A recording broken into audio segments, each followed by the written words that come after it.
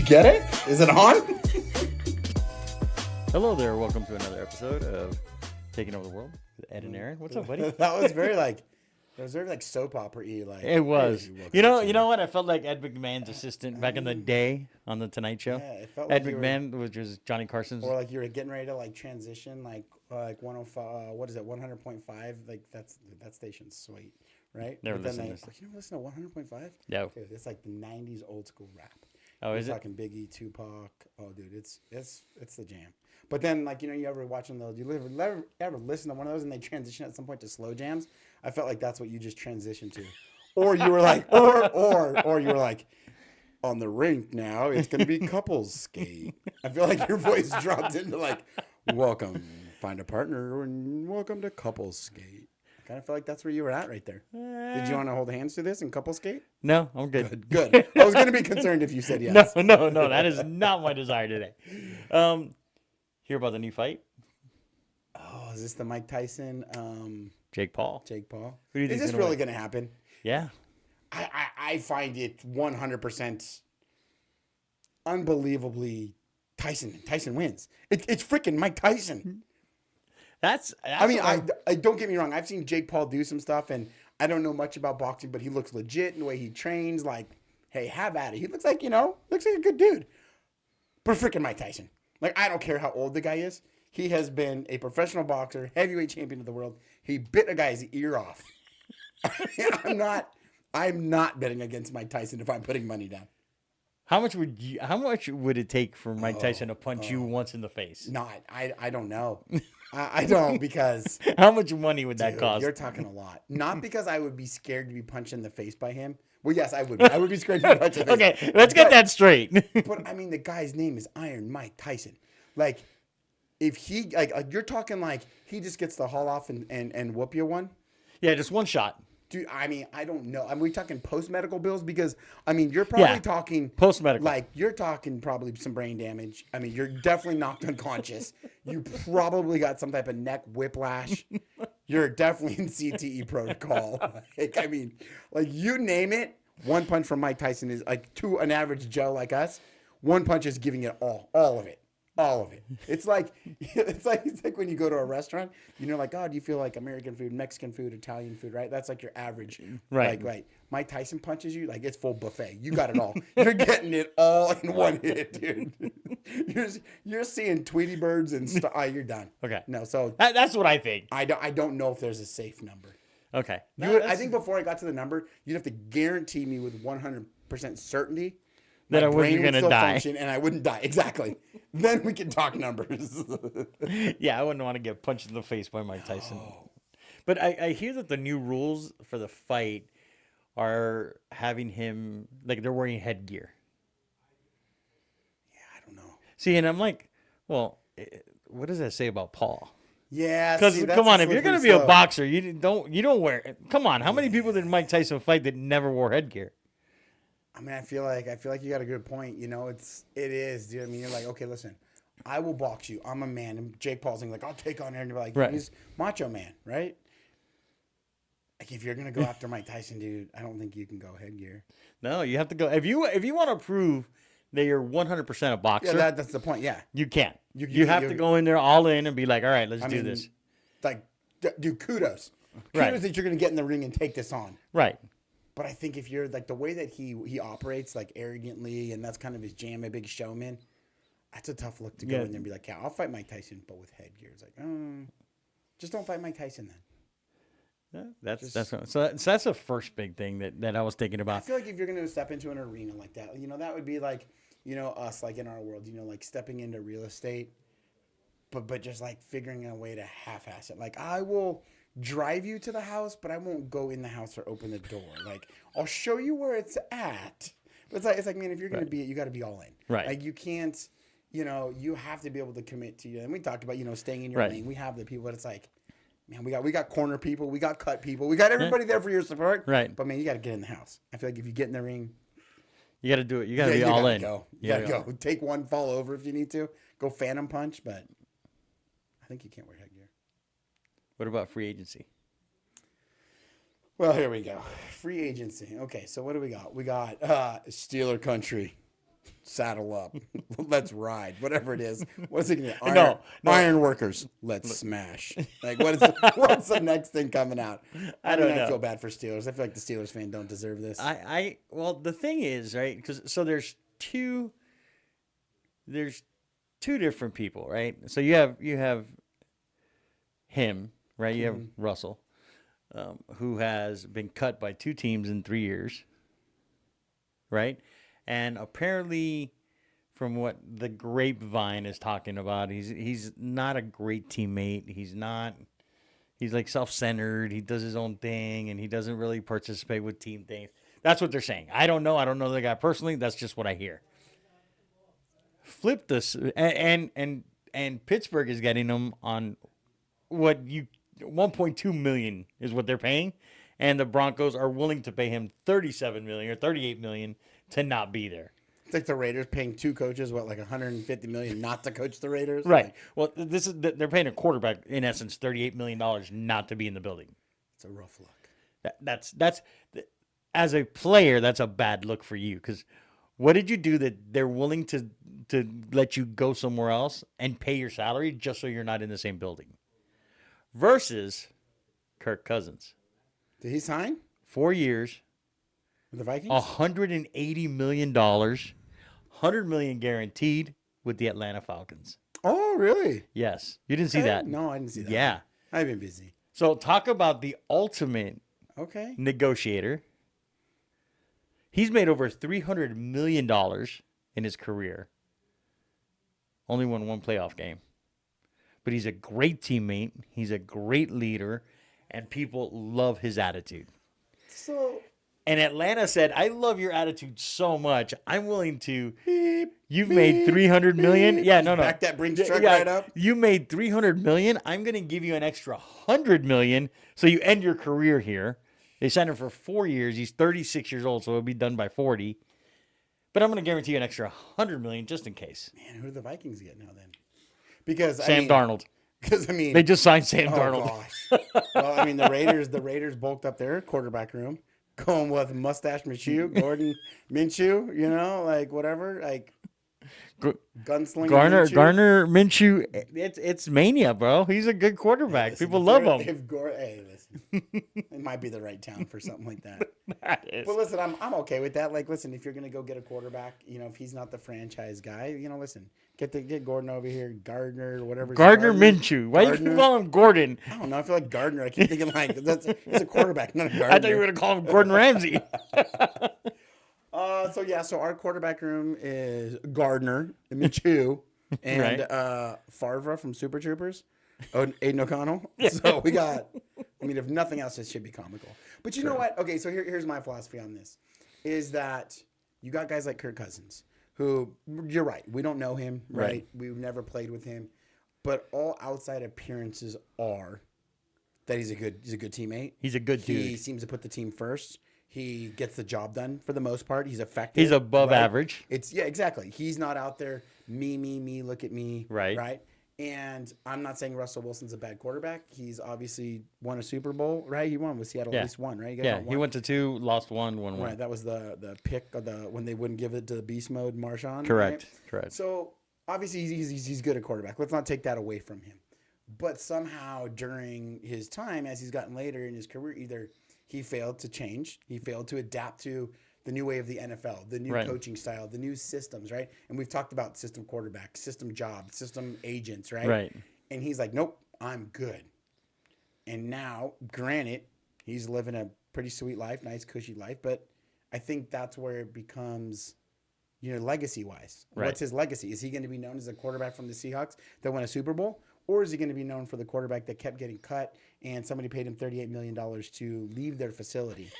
Right? Like, I mean, at a certain point, you have to look at that. Like, I think Kirk Cousins ultimately will go down as a quarterback that, whether he makes the Hall of Fame or not, I don't know what his numbers are, but his legacy, I feel like at this point, if it were to end today, it's going to be positive. It's going to be, like he was a team player, good in the locker room, leader.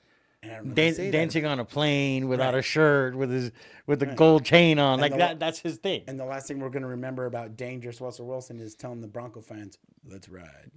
Well, they rode his ass right out of town. But here's okay. So that's another good one. So And this goes from, so, like we go through this as agents and, going through team members, right? Trying to find the right fit. Not everybody is the right fit. And sometimes it takes somebody leaving your team where you feel like you gave them an opportunity to shine. You gave them the partners. You gave them the admin. You gave them the TC. You gave them the marketing. You gave them the fidelity partnership. You gave them the lender, right? You put it all there. And they're like, no.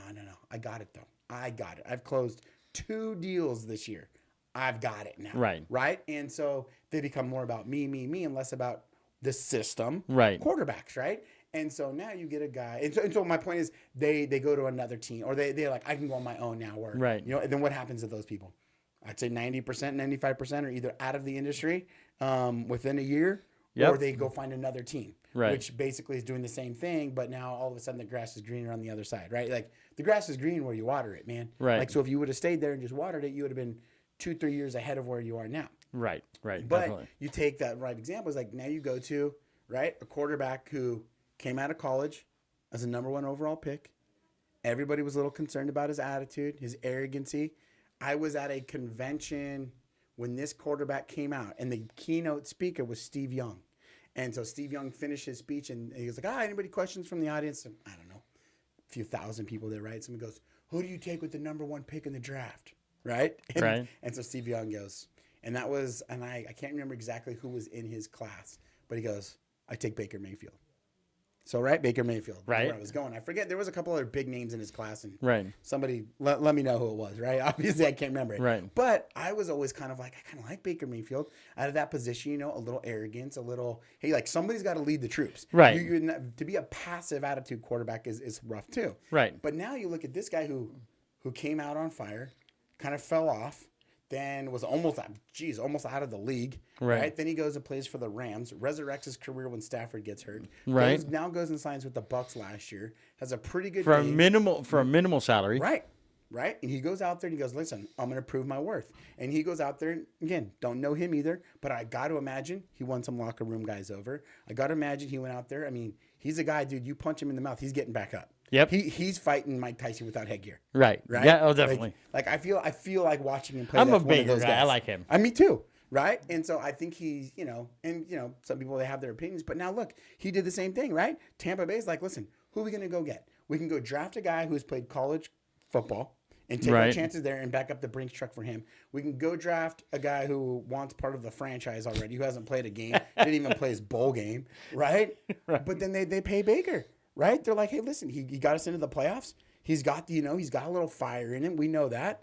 Only guy I've ever seen try to stick a flag into the turf, right? Into fake grass. But wait, he got 3 years, $100 million and $50 million guaranteed to go back to the Bucs. And see, the thing is that leaders are not made; they're born. So he's a born leader. I think he does that. He did it in college. He did it when he was at the Cleveland. He did it, and I think at Cleveland he was just in a bad situation because everybody. Everybody blamed him, but what has Cleveland done without him? They haven't done any better. And I remember he went to Carolina first, probably, and then halfway through the season, and towards the end of the season, went over to the Rams on like 2 days' notice. That is. Came out and played and did a great job. Signed a. It's leadership.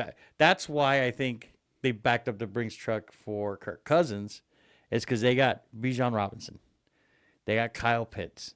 They've got some great offensive talent in the locker room over there, but they don't have a leader. So now you bring in this veteran who's a solid guy, by all accounts, a good teammate. Everybody loves him. And you're like, you know what? Let's not roll our dice. Shout out to Raheem Morris for being like, yeah, I don't want to tie myself to a brand new quarterback and have to figure this out.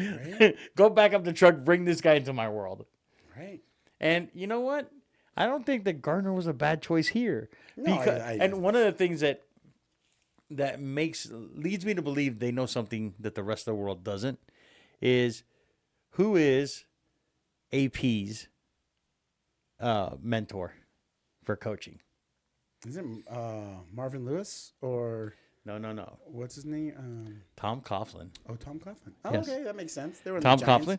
They were on the Giants together. He was the consultant with the Jags when AP was over there, when he first got hired as the interim coach, he spoke to Tom Coughlin every week to get advice. Where did Gardner Minshew play? In Jacksonville. When Tom Coughlin was the consultant there. They know something we don't know about him. Well, again, I think to your point, it goes back to, leadership too, right? Right. I was having a conversation with my coaches today too. It's like, it's hard to get into a spot and try to lead a team into something that you're not doing yourself. Correct. Right? Like we talked about this weekend about our open house on Friday and Saturday, right? Yep. It was a great open house. I loved the open house is ever growing, right? Like we had the swag set up. We had the beautiful table draping set up. Like I even had the speaker in there playing. I found like an open house playlist. Like, right, we're upping our game, right? And not only is it a good listing, but we had some people coming in and where we had to kind of learn on the fly, and we failed a little bit, right? But we had to adjust and learn. Like, it's over. It is what it is. We took it on the chin. I tell you the first thing, I was like, nope, those aren't wrong. That's what we did. Didn't work out great. But, we had a good showing. We got the people in the door. We needed to make that next step of getting them into our, I don't want to even call it like a CRM or our marketing campaign, but we needed to do a better job collecting the data. One, because it's what our seller, needs, because we want to track who's coming in, and so we can give reliable information back to our seller.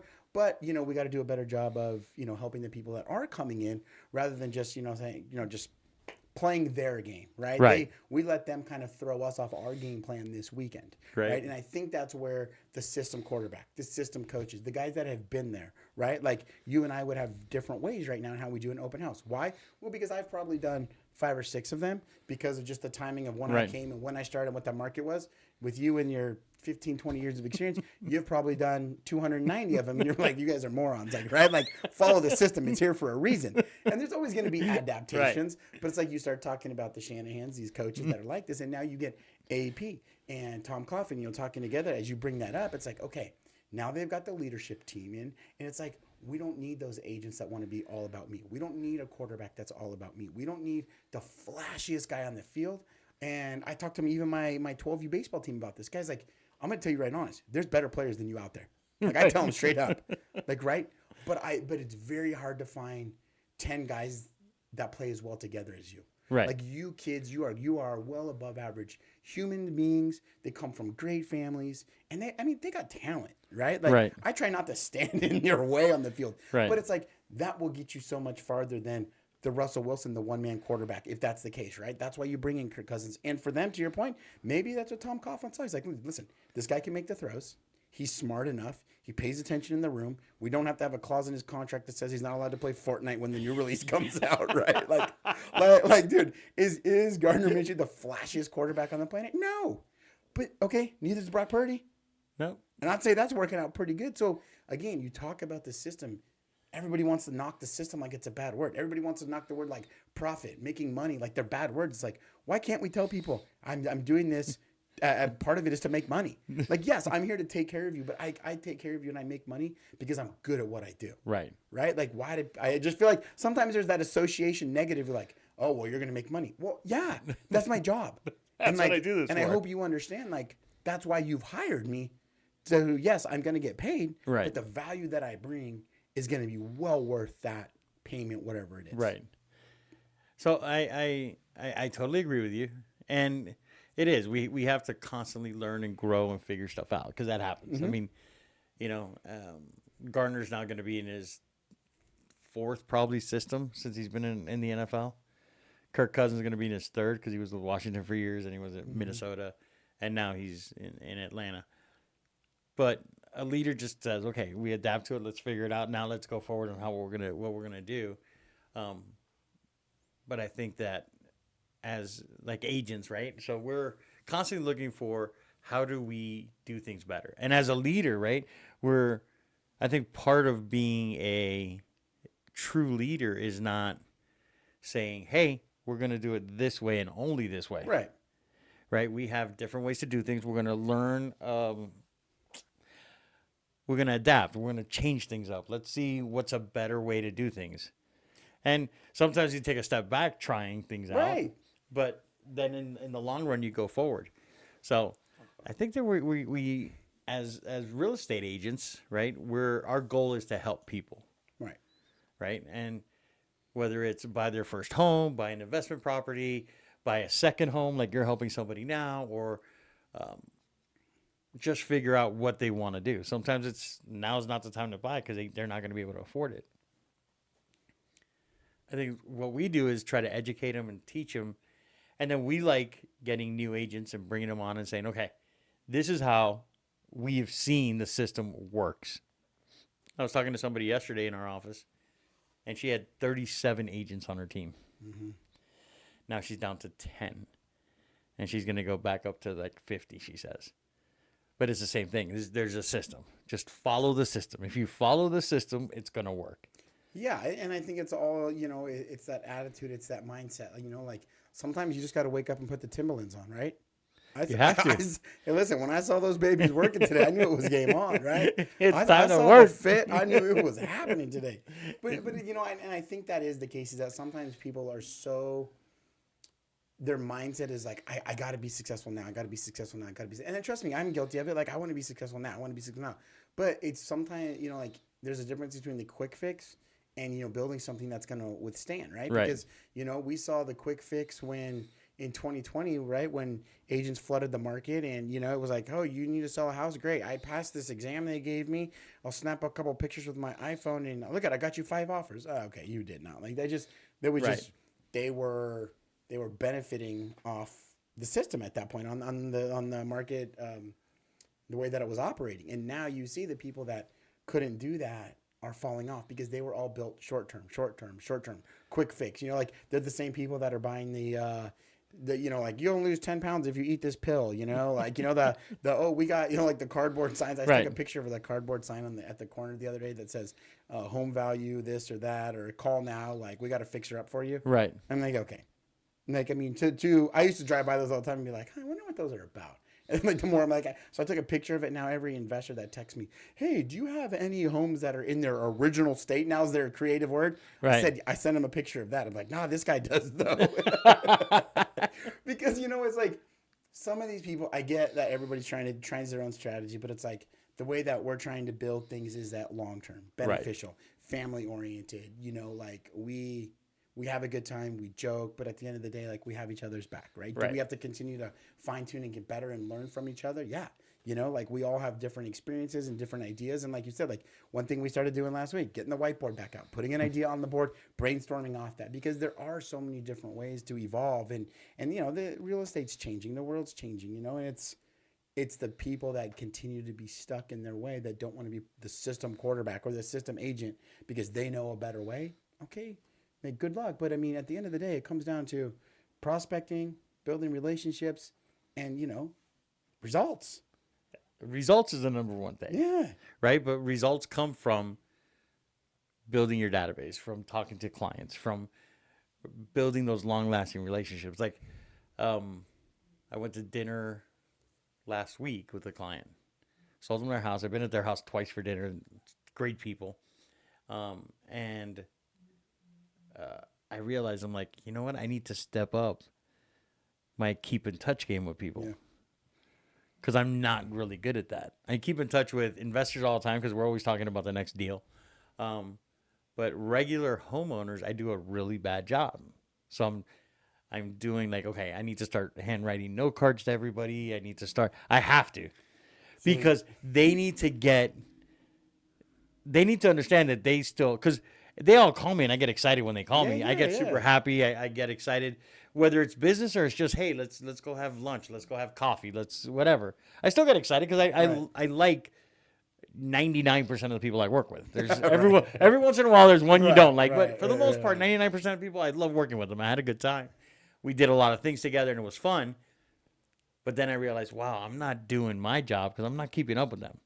Yeah, no, it's hilarious. But this is why collaboration is so clutch, right? Like people, like it would have been easy for me years ago, and for you too. But I'm just talking for me to come into this office when I did and just be like, all right, F you, you're cool, F you, I'm out, right? I'm gonna stick to my own thing. I'm not gonna talk to anybody. You're my competitor. You're my competitor. And to a degree that is true, right? Like we're fighting for business, But I've always believed that, surrounding your people, and maybe it was something that my parents taught me and my dad taught me, is that, you surround yourself by people that can help you and that you can also help them, right? Right. Like when you start to put others first, like, you can build it. And I think, that's what you did to me. Right. Umpteen, 4 years ago, 5 years, what it goes, you took a kind of leap and started talking to me, and our friendship just kind of grew to what it is today. And I think I would say, I dare to say that our friendship is pretty next level, like a lot of stuff that's shared, but it's like, we got to stop thinking as everybody is competition and find our collaborators. Because there's going to be your competition, don't get me wrong.